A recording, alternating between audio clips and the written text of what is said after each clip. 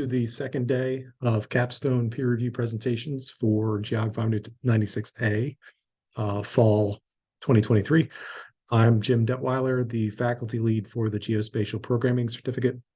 For those of you who don't know me, I will be the MC for today. We have 3 presentations set up.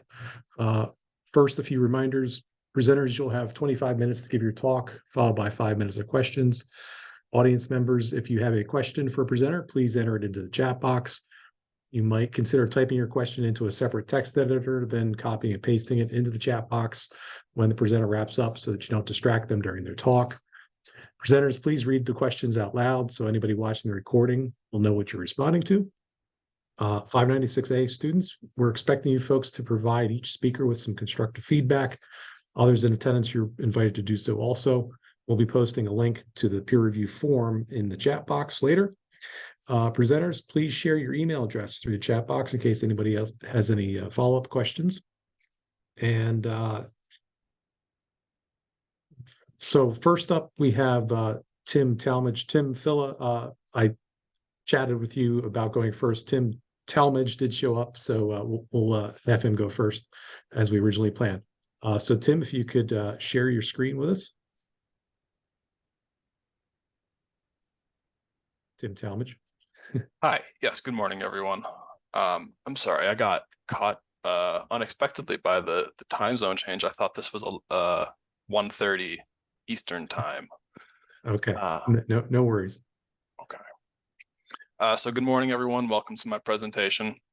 Today we will be discussing wildfire and the community vulnerability in the wildland urban interface of Missoula County, Montana. I am Tim Talmadge. This is my capstone presentation for 596 for my MGIS. So today we will discuss the project background. I'll tell you a little bit about Missoula County and some of the trends that we see in action in the county this year. I'll tell you my research questions, get into my proposed methodology and how I hope to accomplish my goals, tell you when I expect to be working on this and when I expect to accomplish it, and I'll tell you what I anticipate my product to be, and then I will open it up for questions. So Missoula County, Montana is in the northwest of the US with a current population of just over 120,000. But in 2010, the population was at 109,000 and a little bit over that, which is a 10%-ish increase in the last decade. And you can really see it reflected in the city and the surrounding area. There's a lot of new development, and not just in the already developed urban areas. There's a lot of new housing and development in the more rural and forested areas. It's a very variable topography in the county with mountainous forests to the west, north, east, and south. But also in the flatlands, there's prairie land, grasslands, and everything in between with shrubland. And as you can see from the map, Interstate 90 runs through east-west through the county and is really as you'll see in later slides, really the column of wildland urban interface. As you can imagine, human civilizations are kind of centered around roads. And so the roadways of an area are often a pretty good indicator of where we expect the WUI, the wildland urban interface, to be. The county also sees many weather patterns. It is very hot in the summers, and it is, as you may have heard, very, very cold in the winters. But the high elevation makes for a very dry, semi-arid climate, which plays into the wildfire adapted ecosystem. Wildfires are a normal part of most of the forested areas out here. since 1984, there's been 106 wildfires in the county, and I have that on a later slide too. But the fires are, sorry, I shouldn't have switched yet. The fires are regular, but they are becoming more frequent, and those fires that we see are becoming more severe across the nation. So I want to look at my home county of Missoula and see how the wildfire issue might be observed and managed here. And as for the population of Missoula, it is on the rise. Like I said before, there's been about a 10% increase since 1984, and all of these new people are, possibly living in threatened areas, vulnerable areas. This is a map. This is a choropleth map of the Missoula County census blocks with total population. In future analysis, I will be converting this to population density. But I want you to see where the real population clusters are here in the city of Missoula, the town of Lolo, Frenchtown, and then over here in Seeley Lake are the most populated areas. And overlaid to the county, we can see the history of wildfire perimeters in the county since 1984. And the reason 1984 keeps on coming up as a threshold is that's when the National Interagency Fire Center really started standardizing and producing official notice of these incidents. And so prior to that, I have not been able to find reliable information. But as an example of how recent fires are very severe, the perimeter that I've selected is the Lolo Peak Fire of 2017. It was one of the county's biggest fires in history, burning 62,000 acres, and it was really right outside and on top of the population hubs. And you can imagine the smoke can travel for dozens and even hundreds of miles. A thick atmosphere of smoke is very dangerous for everyone, but for our vulnerable subsets of our communities, like the elderly, the infirmed, the young, it can be even worse. These are the national wildfire trends I've seen since 1984. I haven't been able to narrow it down just to Missoula County, but I have the incident data for that, so I might just make it myself. Now, these graphs are rather erratic at the first glance, but a trend that you can see in the acres burned per year is that it is definitely trending, that there are more acres on average burning every year. You can see our low points of recent years are higher than the high points, the higher than average points of previous decades and years. So these are very concerning trends that emergency managers need to be aware of while they're making decisions. So now we come to defining the wildland urban interface itself. And first we'll start with what doesn't classify as vulnerable WUI. So the non-WUI are areas with structures less than 50% vegetation within their 40-acre radius, and the parcel is located further than 1.5 miles from a large contiguous area of wildland vegetation. So like downtown areas are a good example of this because there's many structures, but it's pretty distant from a real threatening forest. The wildland urban interface itself are areas with structures, but less than 50% cover of wildland vegetation in that 40-acre radius, but it is located within 1.5 miles of a large contiguous forest. So suburban areas possibly, and communities that are just built closer to the forests and parks. And then we have the wildland urban intermix, which is areas with high structure density and greater than 50% vegetation cover on their land, and also within so much proximity to large forests. These are the most vulnerable areas because a wind-driven wildfire can easily cross roads, can easily travel very, very quickly.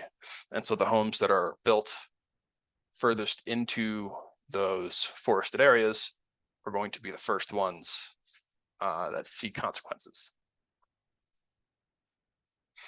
Now, this data set might seem like a lot to take in at first, but we're going to break it down.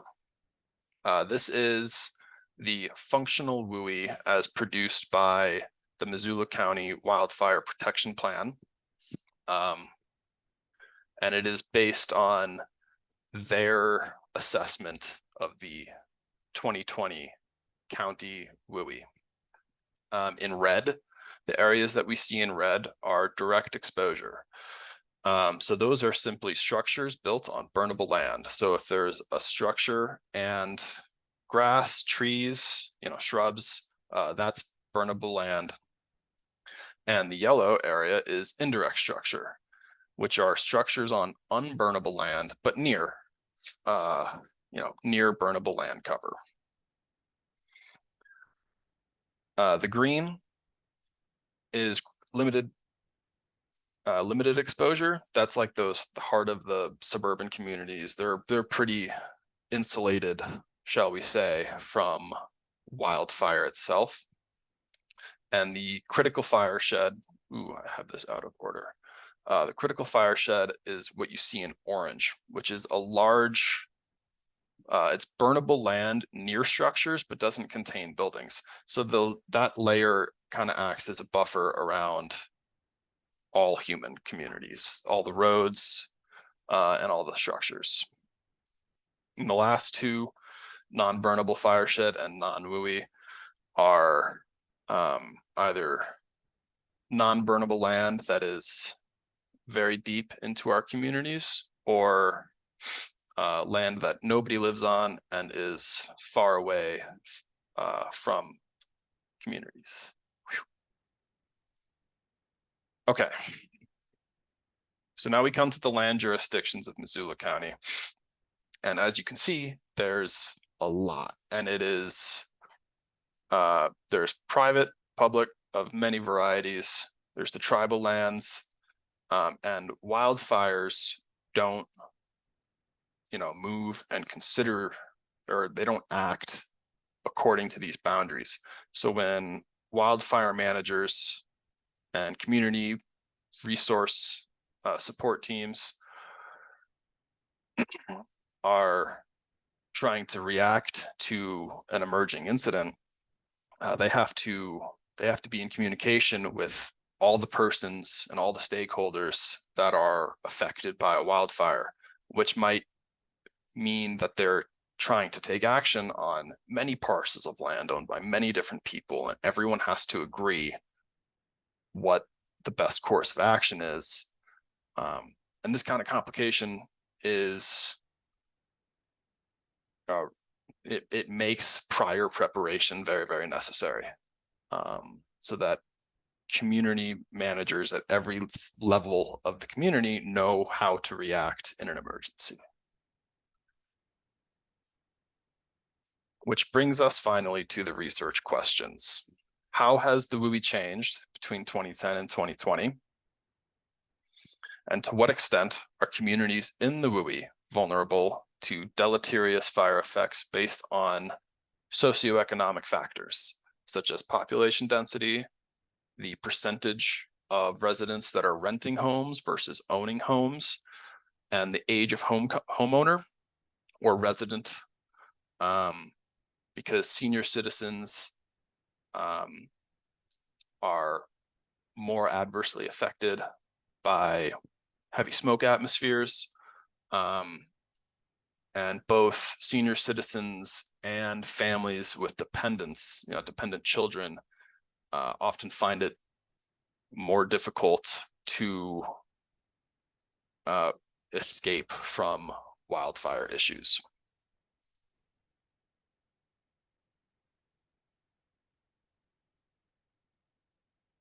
So the proposed methodology for my question 1, which was to compare the WUI characteristics across time, I will produce some difference maps to show the areal change, and I will overlay the population metrics that I am interested in, such as the population density, average income, average age, and the presence of dependents.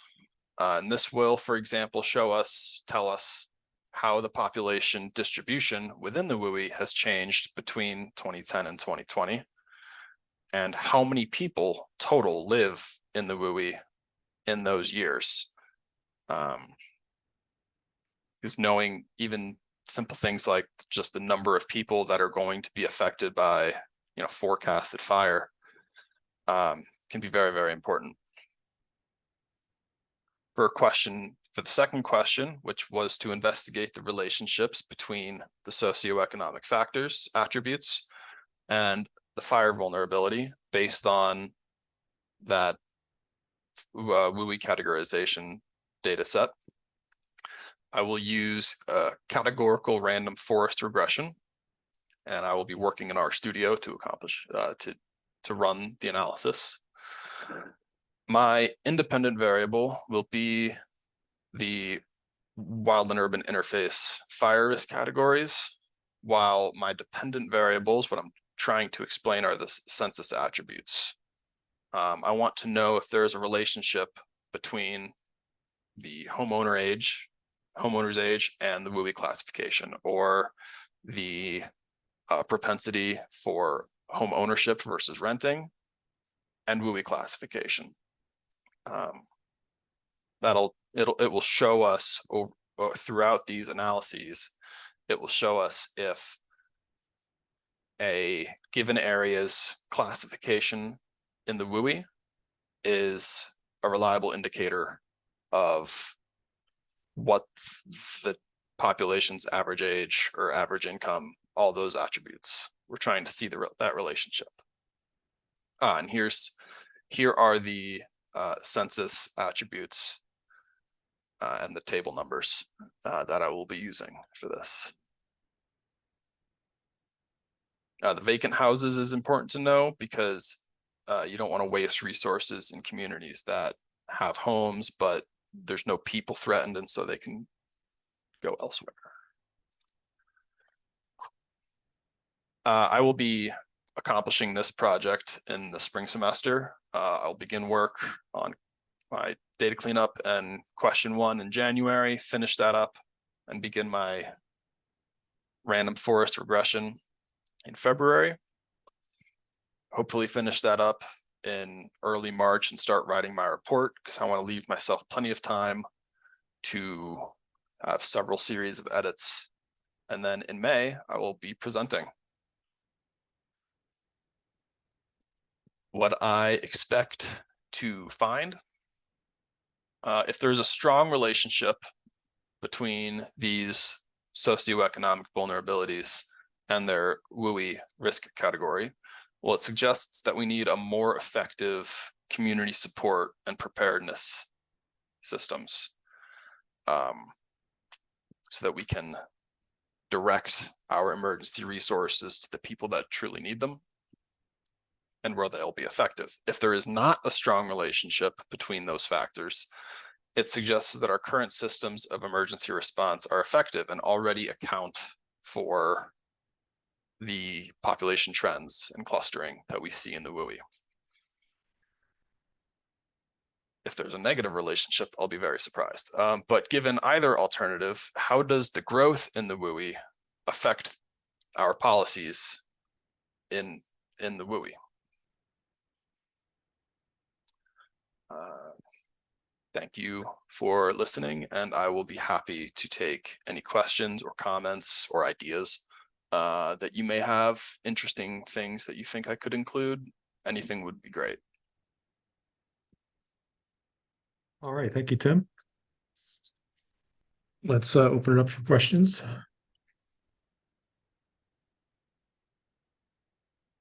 I can start. What sorts of policies are in place right now to um, help the population in dealing with wildfires that are, just on the fringe of the urban areas, and how can you imagine those policies changing in the future if you do in fact find that more and more population is now vulnerable?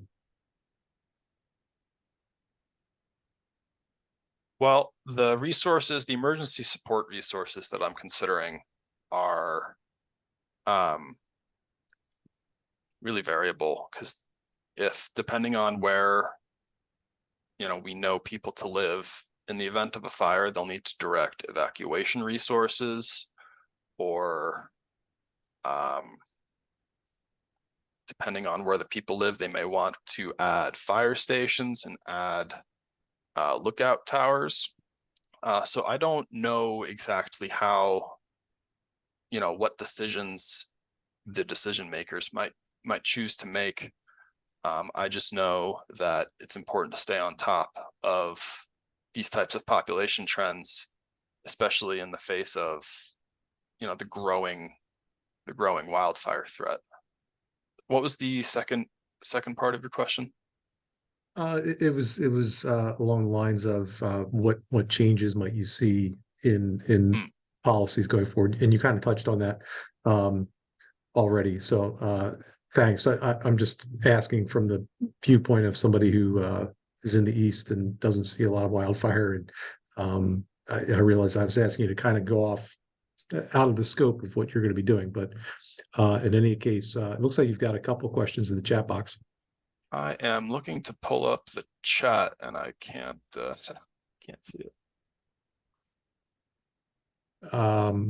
Sorry, Did you get it? oh, there it is. Chat. Okay. From Ryan. Thank you, Ryan. I do live in Missoula. He asks if I live in Missoula, and if so, might I do any ground truthing or make direct observations in person to confirm what you see in the census or fire data?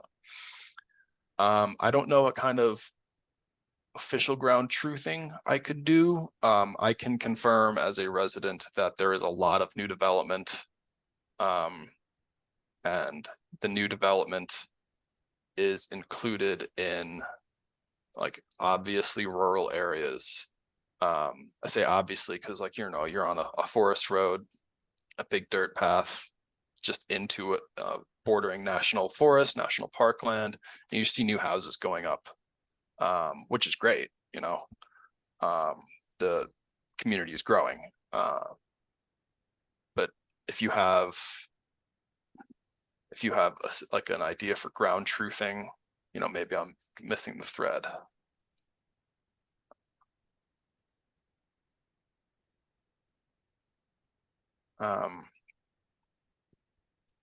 Direct observations. Yeah, I can't think of any other direct observations I might make in person.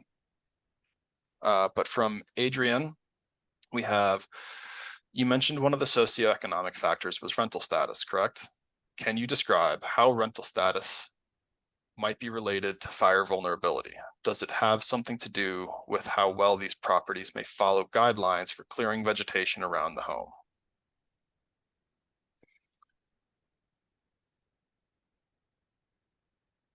There are official community regulations in place for homeowners regarding home defense and thinning vegetation in a certain radius around homes. I'm not a homeowner, so I am not yet an expert on these laws, but I'll get them.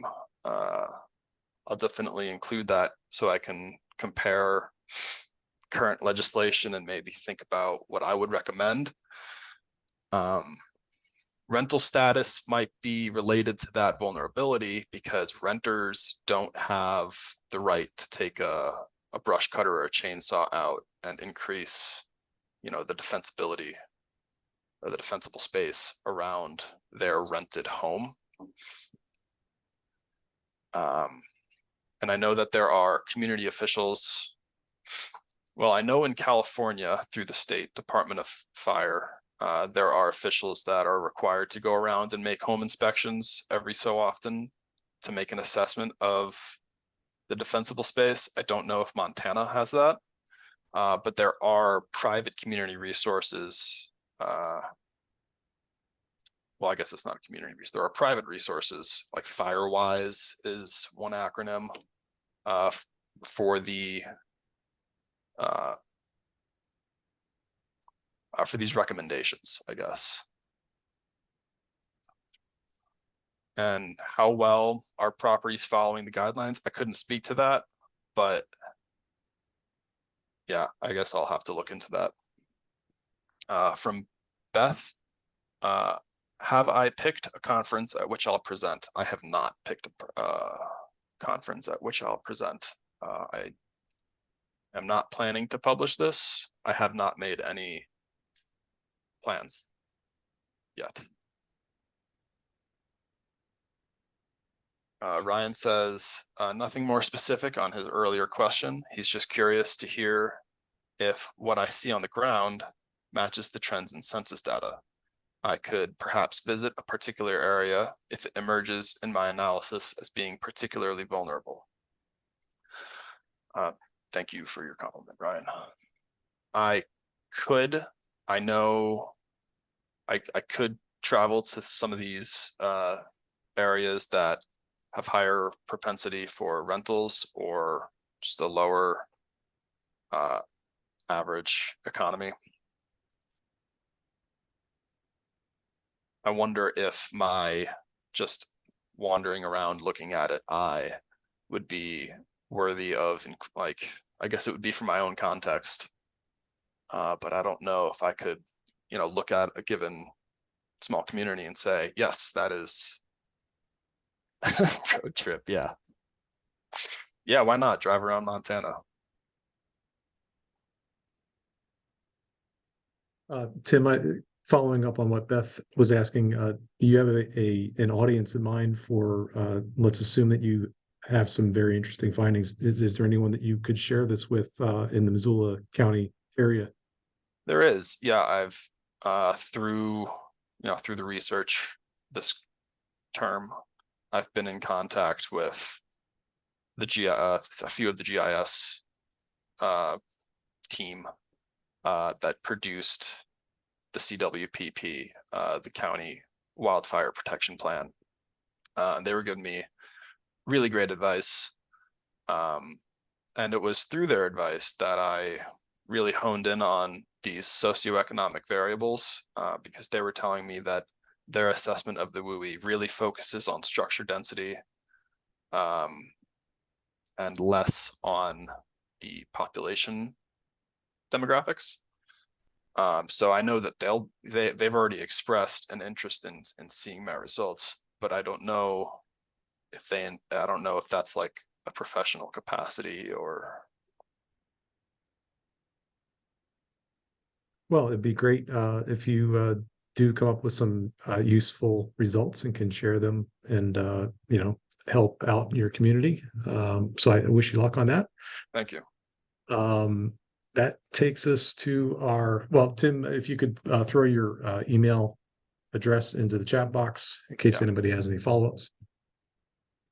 And then unshare your screen. And that'll take us to our second presenter, Tim Filla, who's going to talk to us about COVID's effect on traffic crashes.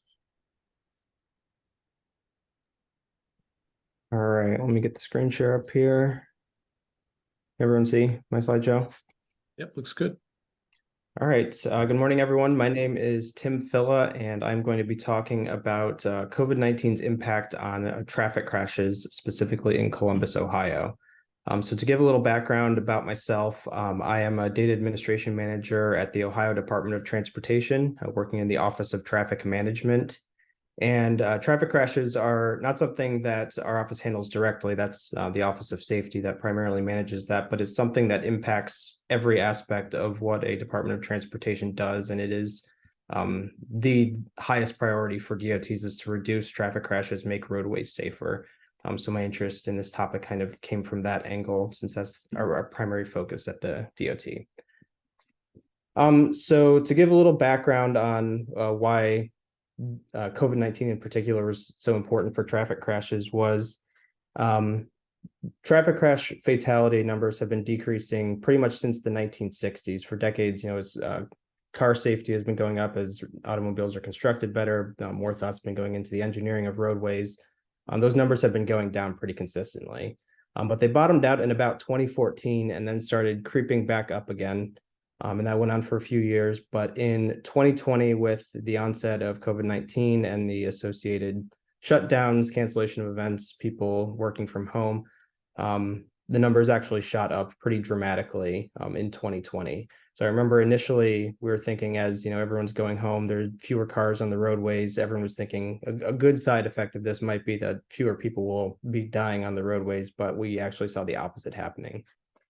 So even though traffic volumes dropped off really dramatically, the overall number of crashes increased both in absolute terms and in terms of crash rates per 100 million VMT. So you can see it was at 1.1 per 100 million vehicle miles traveled in 2019, and then went up to 1.34. And then as the pandemic evolved and the shutdowns eased up, and further waves of the pandemic came, those numbers didn't go back down as traffic volumes began to recover. They've stayed high since then. So we've kind of have like a new normal crash fatality rate since 2020. That's a really dramatic development for the transportation industry and for DOTs who are trying to manage and make the roadways safer. And a lot of research has been done on why this has been happening. That's pretty much as soon as the pandemic started and we started seeing these trends, people were trying to figure out why are more people dying on the roadways even though there are fewer people out there. And the answers are things like speed. People are going faster. People feeling less of a sense of social responsibility. There's been a lot of sociological studies looking into that. But I wasn't able to find any research that talked about the locations of the crashes, if the locations are changing as well. So kind of the why has been answered, but not so much the where. So that leads to my research questions. What effects did the COVID-19 pandemic and its related shifts in traffic patterns have on the location and characteristics of traffic crash hotspots on the urban freeway network in Columbus, Ohio? So the parts of this are defining those hotspots in 3 different time periods, before, during, and after the pandemic, and then comparing those hotspots to each other, comparing both the locations of the hotspots to see if they moved at all during this time period, and then the features of the hotspots as well. Are they occurring on different parts of the roadways that have different roadway features? And I'm focusing on a single urban area for this study, but the methodology that I develop will hopefully be applicable to other urban areas as well. So why Columbus, Ohio? So Columbus is Ohio is the capital and largest city in the state of Ohio. It's where I live. So I'm familiar with the roadway network, which was an advantage to studying it in detail. It's also the fastest growing area in the Midwest right now. It had 2.13 million people in the 2020 census, but estimates have it rising up to 3.15 million in the next 30 years. There's been a lot of investment in the metro area, a lot of companies coming in, and the population is expected to rise pretty dramatically over the next couple decades. And it's also a very heavily car reliant city. So it's the largest city in the country without any kind of commuter rail, no Amtrak, no metro system. So pretty much everyone is taking either cars or buses to work. So the roadway network is really crucial to that growth. As more people are coming in, there's going to be more strain on the roadways, and traffic safety is a big issue with that as well. And I also picked this area because I know that the crash data and the roadway data is pretty reliable. Working for ODOT, I work with this data pretty frequently, and I know that we have good solid crash data that might not be available everywhere. So it's a good place to test methodology since I know the data is reliable. So I'm going to specifically be studying the urban highway network in the city. So that's looking at interstates and interstate lookalikes, so limited access highways with a higher speed limit. And to define that, I'm going off the FHWA, Federal Highway Administration's functional class definition. So functional class 1 and 2 being interstates and interstate lookalikes respectively. So that's the blue roads on the map there are the roads that meet that criteria. And then also specifically looking at urban highways. So in ODOT's road inventory network, we define roads as being in urban or rural settings. So I'm just focusing on the ones that are in an urban setting based on that definition. So what we're left with is the map we have here. And the reason for just focusing on the urban highways is so that we're comparing apples to apples with crashes. These crashes will share a lot of characteristics. We're not worried about things like pedestrians being hit, bicyclists, or crashes at signalized intersections. It's just crashes that happened on the freeway. So it's more of a uniform comparison to each other. And additionally, I found in the reading I did about COVID-19's impact on crashes that urban highways actually saw the largest increase in fatality numbers and crash numbers of all the roadway types that were studied. So that's primarily where you saw that increase in fatalities that I talked about earlier is on the urban road networks. So I'm going to be looking at 3 different time periods, as I briefly mentioned before. So I'm going to be taking crash data set on those on that road network and dividing them into 3 categories. So the pre-pandemic category, mid-pandemic, and post-pandemic. And the dates I've given here are kind of my estimates at what those timeframes will look like, but I plan on further refining those dates exactly based on traffic volumes. So with pre-pandemic, I'm looking at what was the normal before any of the shutdowns. Mid-pandemic, I'm specifically looking at when traffic volumes dropped off. And then post-pandemic will be when the traffic volumes recovered and started approaching pre-pandemic levels, which I know happened roughly around the beginning of 2022, but I'm going to look further into that traffic volume data to get a precise date there to define those 3 categories. And then I'll be comparing the hotspots in each of those 3. So to kind of go over my research methodology, and I'll be talking about each of these steps in further detail in the remaining slides. Step 1 is to acquire data, all coming from public sources. Step 2 is to filter that down to the study area that I'm looking at and those 3 time periods and define the time periods as well. And then create a crash density raster using network kernel density estimation, defining hotspots based on that those densities, and then creating lines of the hotspot areas, enriching those hotspots with roadway data to kind of get some characteristics of the hotspots, and then comparing them with each other in the 3 time periods. And I've already mostly finished steps 1 and 2, so why they're highlighted in green there. I've downloaded most of the data that I need. I'm planning on taking the analysis to the end of 2023. So obviously in a couple months, I'll have to go and download the remaining data that wasn't included in that. And then, based on those 3 time periods, divide up all of the data as needed there. So I've done a little bit of the work already. So for the data sources that I'm going to be using for this is all publicly available data that's provided by the state of Ohio. So the most important thing is obviously crash data. So that's coming from the Ohio Crash Statistics System. And that is a public system that's maintained by the Ohio Department of Public Safety. And the way that data is populated is Department of Public Safety has a standardized form called the OH1 crash report that is used by law enforcement agencies across the state. So state highway patrol, county sheriffs, city police, they all use the same form to report crashes.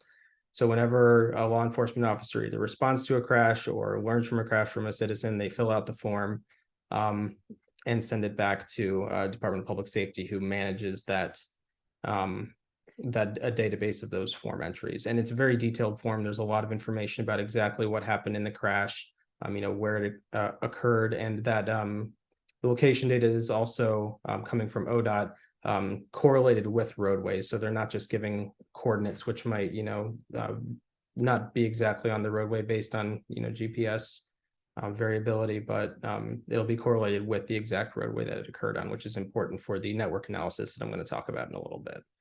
So that data is pretty reliable, especially for the Columbus area. So it's kind of a good foundation for the rest of the analysis that I'm doing. And then for roadway information, once I have the hotspots, I'm going to kind of see what roadway characteristics the hotspots have in each time period. And that information is going to be coming from the Ohio Traffic Information Management System. So that's an ODOT managed system that has a lot of details on the road inventory, what the speed limit is on the roads, what the lane widths are, how many lanes there are for each place, whether or not it's at an interchange, whether it's not, whether or not it's a truck route, designated a freight route, things like that. And then traffic counts coming from the ODOT Transportation Data Management System, which is slightly different than Tim's there. And that's primarily going to be used to divide up those 3 time periods to see when the traffic volumes are covered. And this is all publicly available data. It's put out by the state, so it's accessible to the public and available for download on their websites. And I've already downloaded a good portion of this, as I mentioned. So for identifying the hotspots, this is a lot of the background research I did is exactly how hotspots should be identified. And a good thing for this analysis is that a lot of researchers have been looking at crash density analysis in the past. It's a pretty popular topic to discuss because it's such a high priority for the transportation sector. So there's quite a lot of literature to read. And my intention was not to, compare all the different methods of hotspot identification. A lot of people use a lot of different methods, but I was more interested in picking a more popular one that's known to be reliable. And it does seem that a lot of studies use kernel density estimation. And the reason for that is that it's density based, relying on first order properties. So it's looking at the density of point events in a system, and not relying so much on second order properties, which measure spatial dependence, since crashes are discrete individual events. One crash doesn't necessarily cause other crashes. The second order methods are less useful for looking at crash densities. So an important part of the analysis I'm going to do is making sure that it's network based. So traditional KDE, like what we learned about, in 586, or what the tool is in ArcGIS Pro, is technically planar KDE. So it's looking at point events as occurring across a 2-dimensional space. So you can see in the picture C there in the graphic I have, if you have crashes like in picture A and you do KDE and ArcGIS, you'll get something like C. So those crashes will be centered around kind of a, circular point there on a plane. But a road network is better understood not as a plane, but as a network. So instead of occurring in 2-dimensional space, it's better to think about it in 1-dimensional space. So when you're on a roadway, you have forward and backward. That's the dimension you're looking at. That's 1-dimensional. So a lot of work has been done for analysis of roadway events on network-based analysis tools. And so if you look at picture D there, that's treating those point events as happening along a 1-dimensional roadway. So you get a density that looks a little different. That's, based on the roadway. And that way, you're not getting dense hotspots on places that are like around the corner from 2 different intersecting roadways. And this is primarily how researchers who have looked at crash densities in the past that's primarily the tool that is used. And there are tools out there that kind of take those, more traditional planar based methods and apply them to network systems. So one that I found in particular is called SANET. It's put out by the University of Tokyo, who kind of pioneered this network-based analysis in the early to mid 2000s. And SANET exists as an extension to ArcMap, and then also as a standalone tool. So that's what my intention is to conduct this analysis, is to use that tool. And then I also found that it's possible to do this in RStudio as well. So kind of use that as a backup. And then once I have my hotspots, I will kind of look at a couple different characteristics of them. So the first one is the actual density, and I expect the density to vary in the 3 time periods just based on number of crashes occurring. It's not going to be a uniform density for each hotspot. So that'll be one important characteristic to look at when comparing them.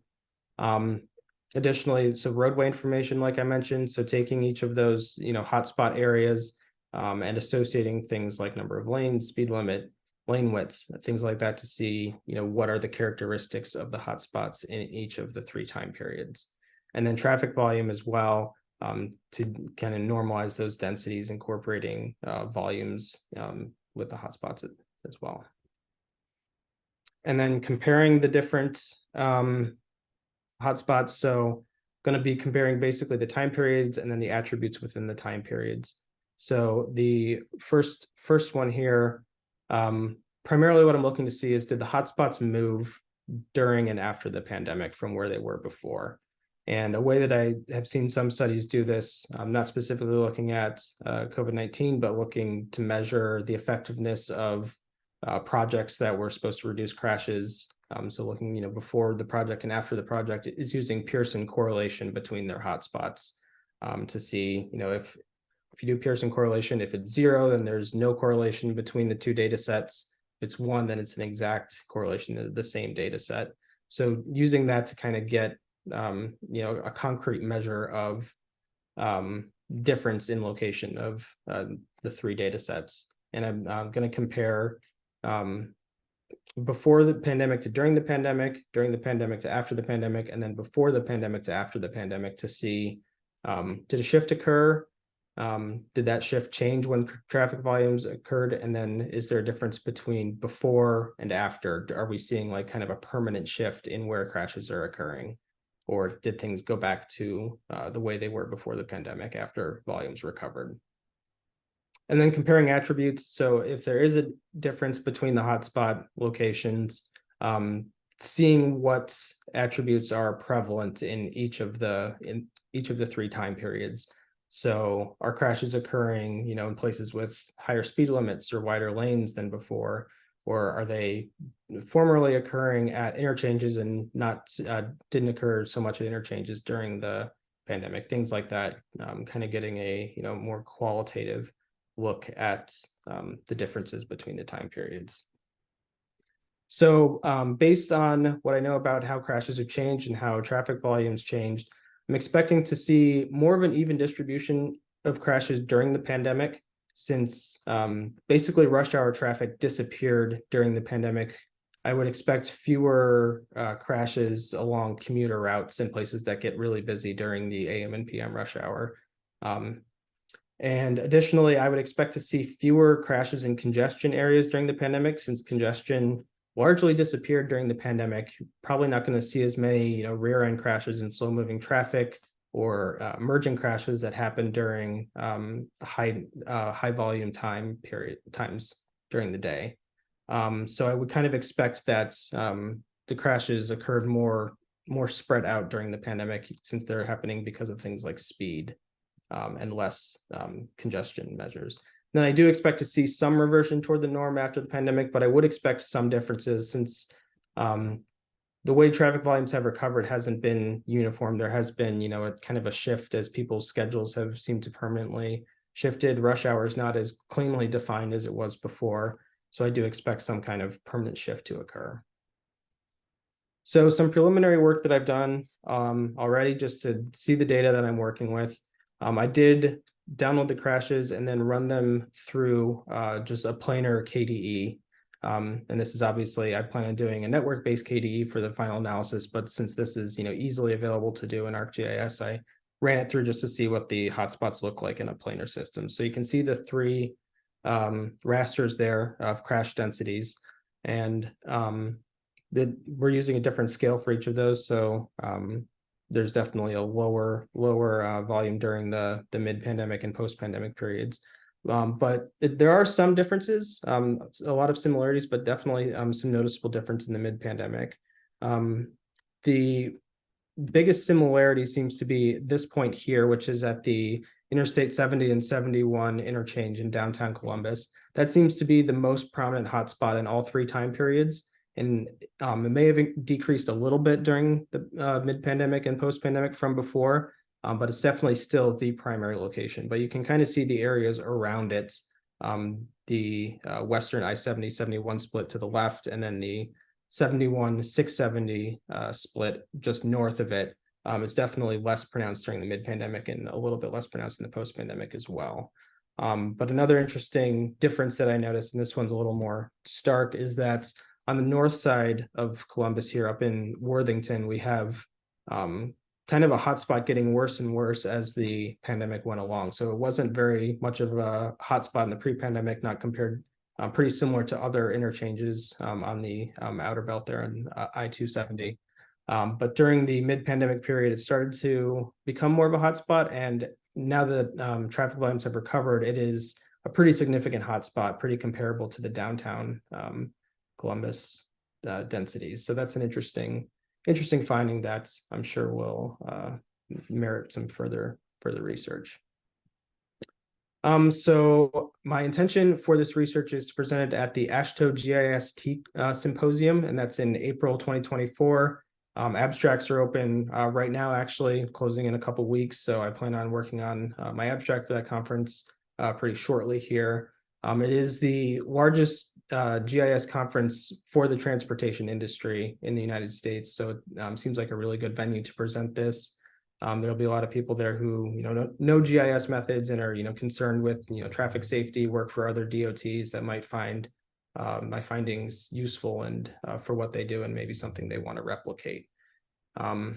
And so I'm planning on doing the majority of the research before then to have some, good findings to present there, assuming my abstract gets accepted. And I know that ODOT does have a presence at the conference, so I'm hoping that, that angle will encourage my abstract to be accepted, and hopefully it's an interesting topic for everyone. And thank you for letting me present, and will take questions now. All right, thanks a lot, Tim. Nice job. Really fascinating topic.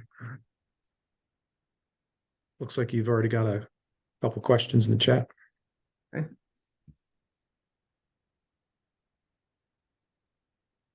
All right, 1 second here.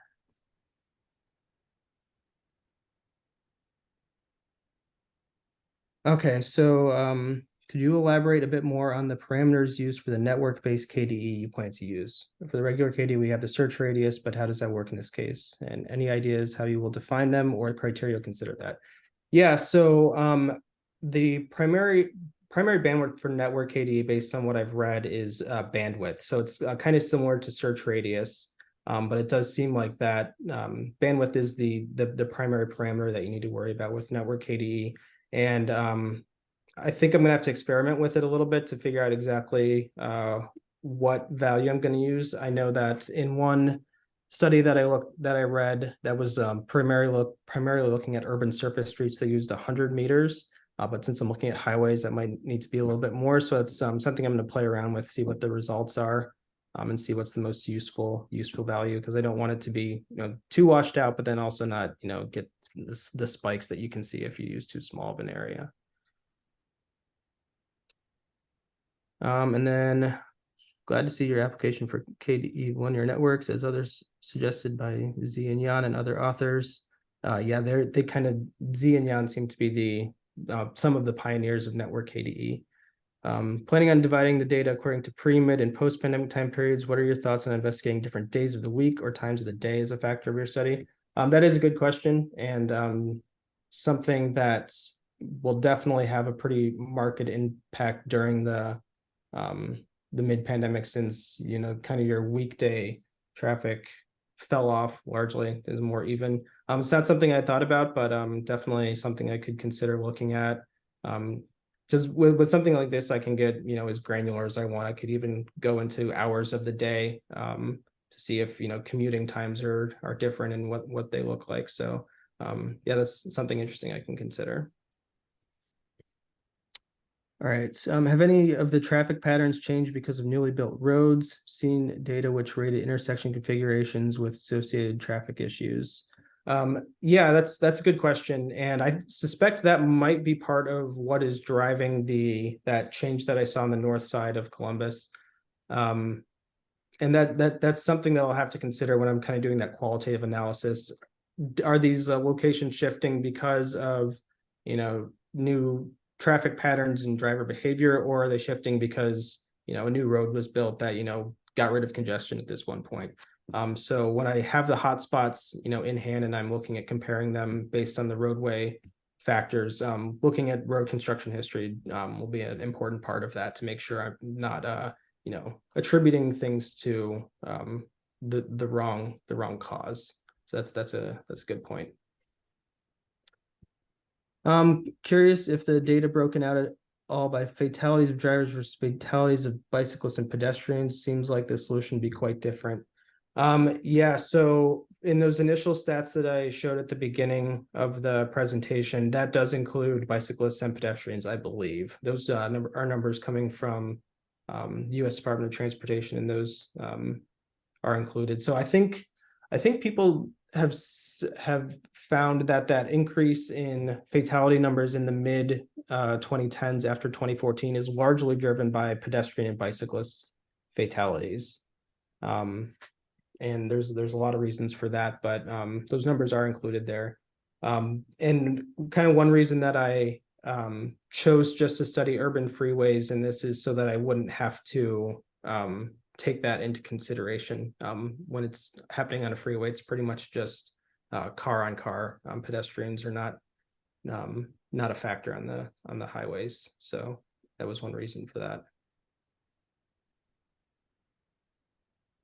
Tim, that first graph that you showed that had the spike, I was wondering, I didn't notice, was that for just Ohio or was that a national? That was nationally, yeah. And the rate has not gone down post-pandemic still? No, so it raised a little bit from 2020 to 2021, and then it went down a little bit from 2022, but it has not dropped to nearly 2019 levels. It's kind of at like a new high. All those 3 years had pretty similar rates, and I want to say that for 2023 they're seeing that it's maybe a little bit of a drop from 2022, but again, it's still at that kind of new normal high level of fatalities.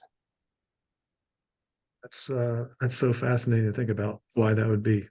Yeah, it's a very, very interesting problem. Something that a lot of work's being done to figure out. And I just have one last question. Is there a measure of crash severity in your data? And are you going to take that into account at all?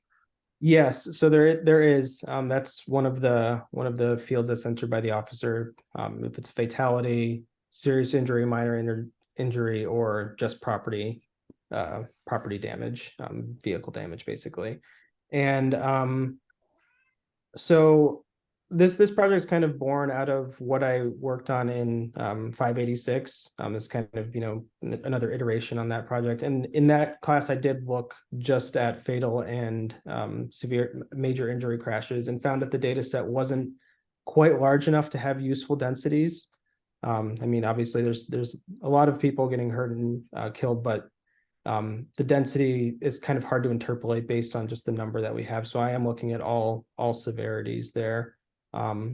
And yeah, it would be interesting to see if I could, when I have the hotspots, get like a severity ratio or something within them. That's a good point to think about. Yeah, good. Okay.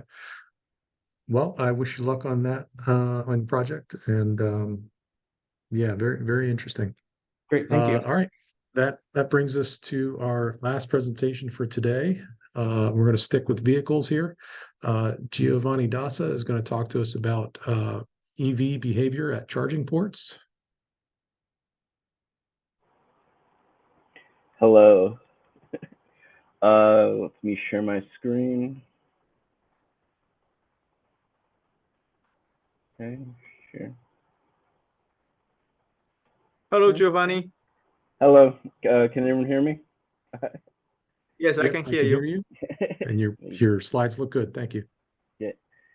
All right. My name is Giovanni Dassa. I'm a cadastral technician at Lake County. I'm going to talk to you about an analysis of EV charging behavior at charging ports for my GEOG 596A proposal. This presentation is going to consist of a literature review, talking about the literature gaps, then my research question, the data and methods I'm going to use to answer these questions. Then I'm going to talk about where I'm going to present these results, and then talk about the anticipated results, and then I'll open up the floor to questions. Okay, so the first thing I'd like to talk about is the Department of Energy has been pushing EV charging ports to combat climate change, and they see the growth of public charging ports as an important part of people adopting them. And the overall trend is that there is an increase. Public EV SE ports grew by 6.3%, or over 8,000 individual ports in the fourth quarter of 2022. Of these EV SE ports, the DC fast charge ports increased by 8.5%. And these are the ports that take about 30 minutes to charge as opposed to multiple hours for the standard.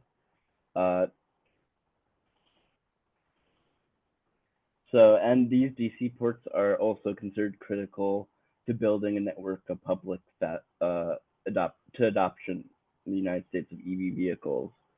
The goal is to get 500,000 EV SE ports in the US by 2030.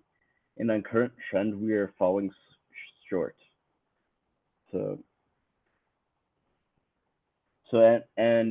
It's generally viewed that we're gonna have a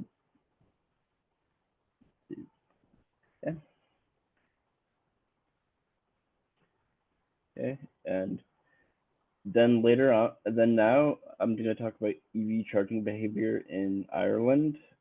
This was a study done on 711 charge points that were monitored over the analysis period, and they were broken down by types of land use and type of charging port. Overall, 253 of the charging ports were at gas stations, 30 of them were on the street, 132 were on the street ESB, and then you had 12 multimodal. The study goes from March 2012 until March 2015. The charge consumption values were higher for the standard charging infrastructure than the fast charging infrastructure at the gas stations. However, the parks chargers record similar charge consumption values from both the fast and standard infrastructure. People preferred charging in car parks, where on average they charged around 224 times a day, while the least used were in gas stations, which were about 24 times a day. And surprisingly, household charging was only done about 50 times a day, considerably less than public parking.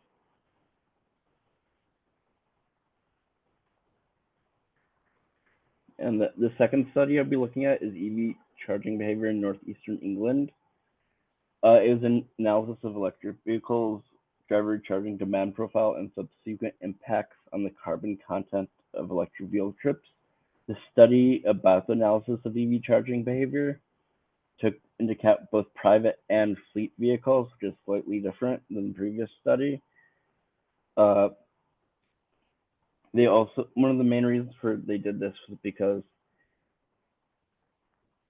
to become commercially viable, a usage frequency would need to be around 5 times a day for a standard public charger, and around 2 times a day for a fast charge. But that's also including assumption that there's to be advertising money in it, so maybe higher.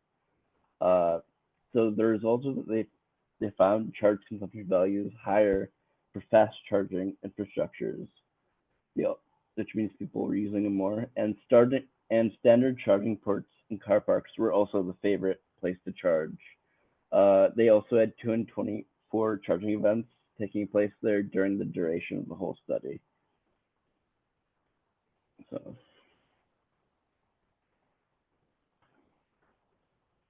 Okay, the last study that I'll go over is EV behavior analysis in Kansas City.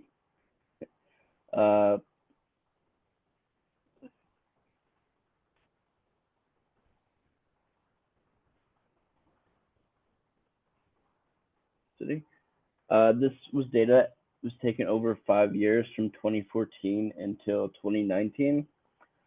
It took data from 455 different charging stations, and it was looking at the daily occupancy and usage rates.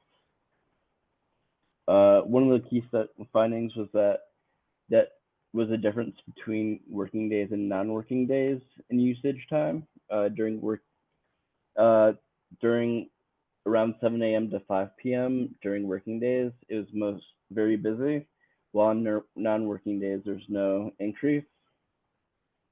This study also broke down the LAN types, and not just public and private chargers, and not just like in a parking lot. So it broke it down into 5 LAN types, which were commercial, residential, transportation, industrial, and commercial, recreational, transport, industrial, and residential. So they defined recreational was just to be any place that was meant to be used for the enjoyment of the people who used it. So like art centers and theaters, they use it as an example. Then commercial, which is like businesses and shops, so like self-explanatory, and that included stuff like hospitals. 3, the transport was built for structures that help people from get that one destination to another, so that included stuff like the airport. And industrial is like plant and industrial parks, and residential included apartments and condominiums. So it looked like residential, transport, and recreational were used more in the evening, and there's no clear pattern for industrial and commercial land use. And one of the things that interested me about this study was that it mentioned that the charging stations sometimes are occupied past the charging event. And while 40% of them, of people left within a minute, 60% did not.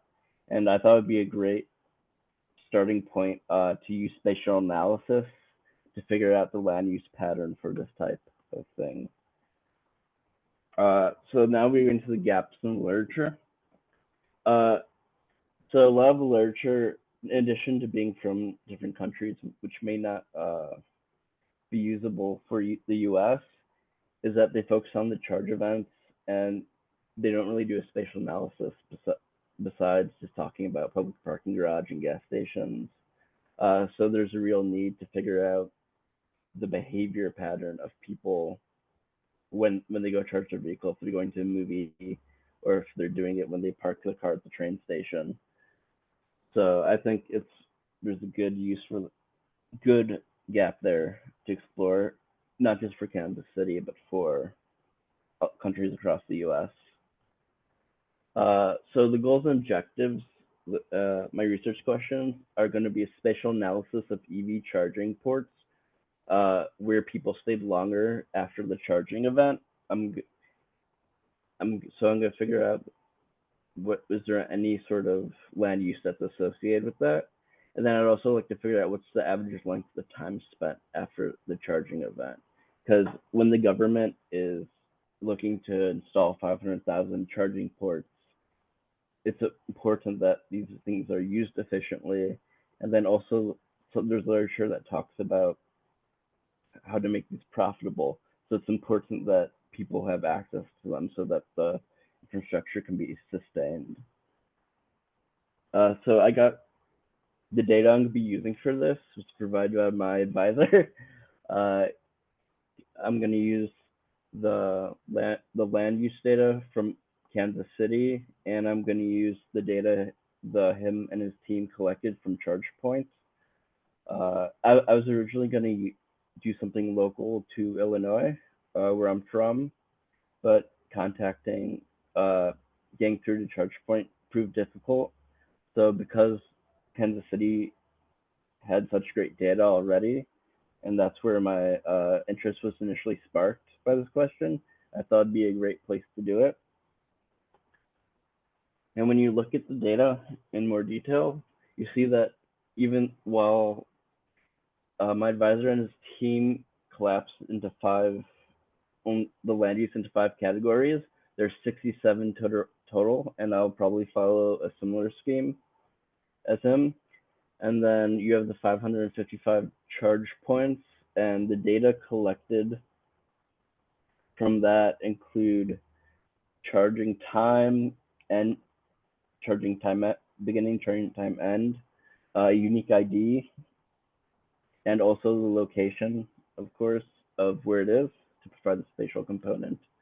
To get more specific, the charging events took place from January 2014 until November 2019, so almost 5 years.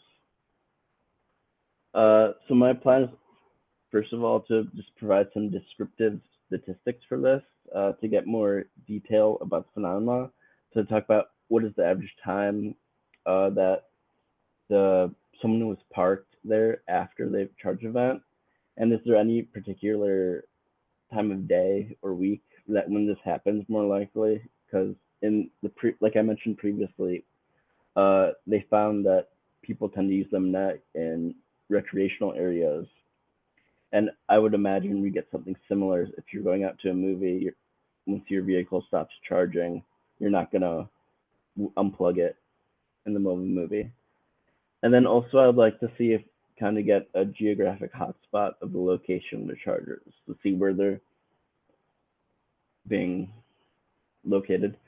And then, so my methods of analysis to get these, I'm going to use a cluster analysis for this.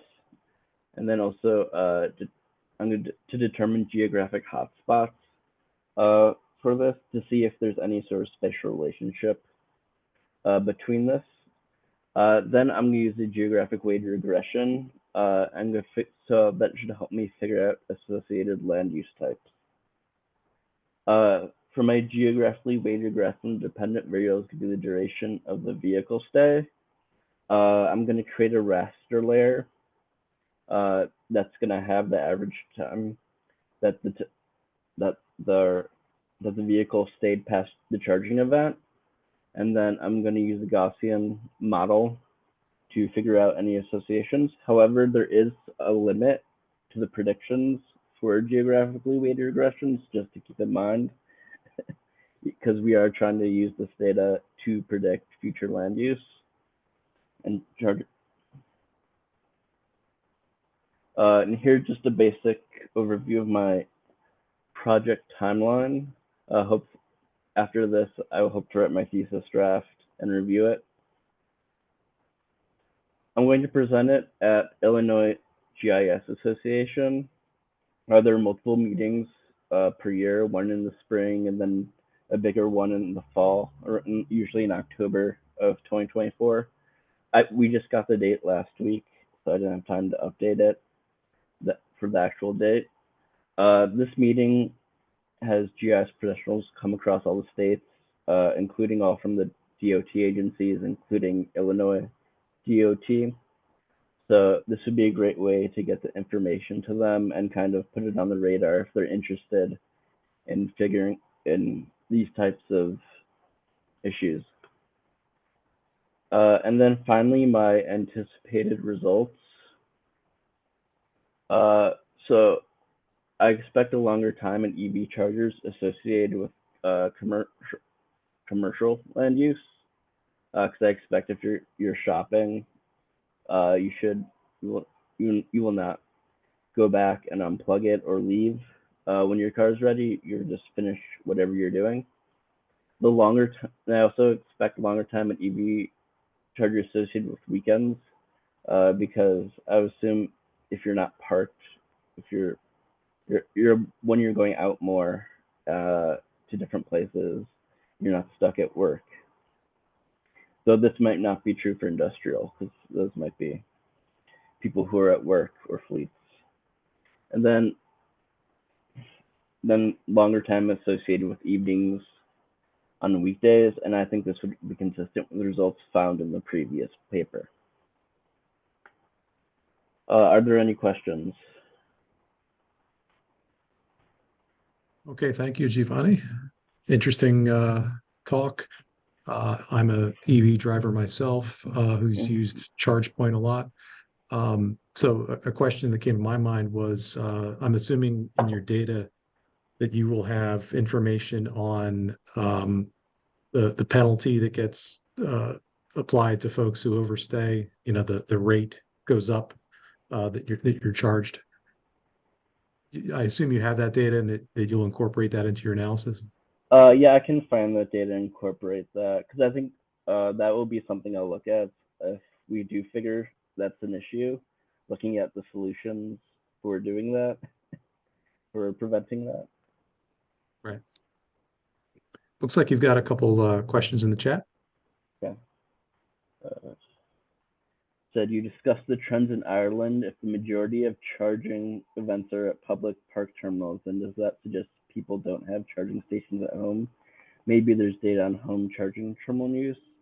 So they did take that into account in the study, like it's something like 50 average per day. So people do have them in Ireland, but I think the general trend seems to be that public infrastructure is necessary for the adoption of EVs, and that we won't get there by just people having them in their house and charging them. But I think this is a limitation of all the data, is that there's just slices of the overall network that we're looking at. So it's entirely possible that they didn't look at enough residential chargers in that study.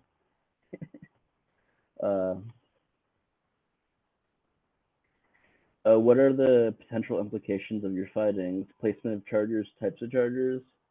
So I think it seems like everyone's fairly understands that DC fast chargers are important and need to be the ones to focus on. For me, probably placement of chargers, because again, we need them to be profitable and we need people to actually be able to use them conveniently. And so if they're being held up in public parking lots, that might not be great for when we've converted to EVs completely. So I know there are also technological challenges, because like waiting 30 minutes at a gas station doesn't seem fun, but it might be better than like just driving around parking lots. So there's lots of policy implications on how we also direct the money, because if we find this not efficient use, like a lot of money is being spent. I don't have the numbers off the top of my head, but I know it's billions. So making sure that gets directed to better projects is important. Okay.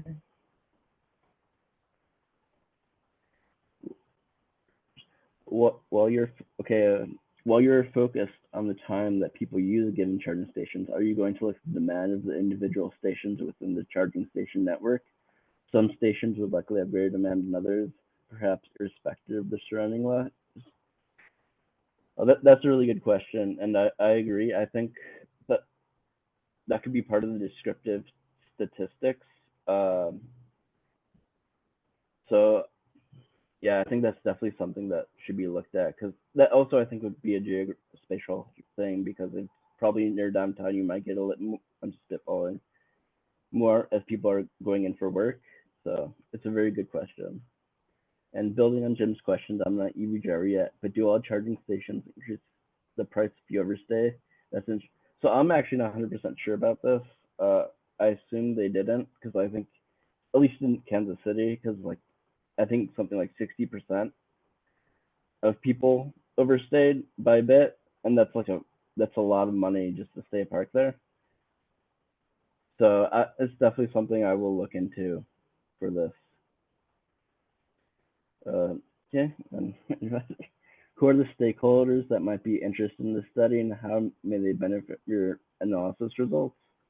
So primarily, I'm thinking of people who work at departments of transportation and people who are looking to build, like people like ChargePoint, the infrastructure, because if the government's serious about diverting this money and making the infrastructure so people switch, it's important that it goes to where it's being used efficiently. So government and private industry I think, are the stakeholders. And then indirectly, obviously, the users of the EV users, since they will want to know where is a good place to charge their vehicle. Yeah.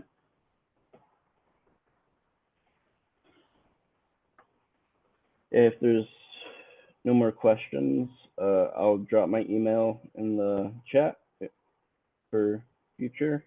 If anyone thinks of anything, thank you. Yeah, thank you, Giovanni. Very nicely done. A really important topic as the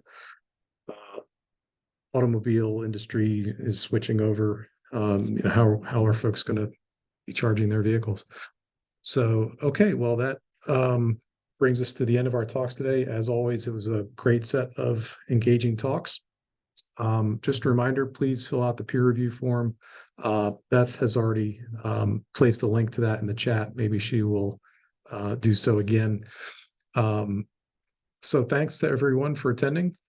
And I wish you 596A students the best of luck in implementing your projects and finishing your degrees. Have a good day, everybody. See you at the next one.